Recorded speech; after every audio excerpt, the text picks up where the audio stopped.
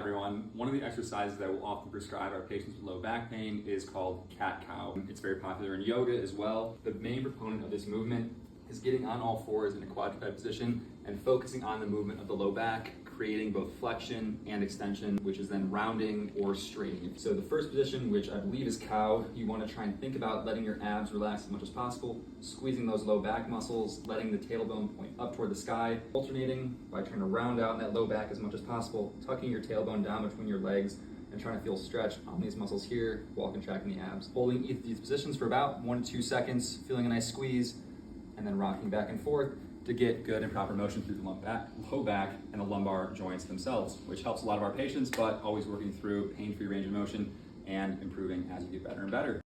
All right, I wanted to give you a more in-depth look at this. So here I am setting up, and then I'm tapping my femur head. That is going to be our rotational point, or the axis that we want to think about rotating our pelvis around. Here I am going into extension. So again, I'm trying to rotate my pelvis to create extension. I'm pulling my hand down. My abs are nice and relaxed. My back muscles are tight. Now, around that femur head, I'm rotating backward, trying to squeeze my abs as tight as I can, tucking my tail between my legs.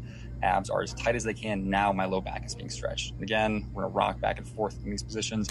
And the big thing that I want to emphasize here is that I'm rotating around that femur head. That is why I tap that in the first place.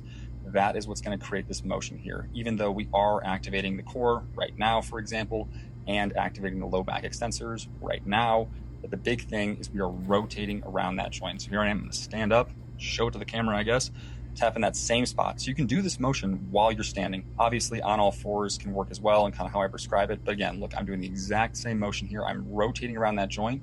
The same things are happening in my core. I'm flexing my core, my abs. I'm flexing my low back and squeezing that, rotating around that joint, because that is the big key here.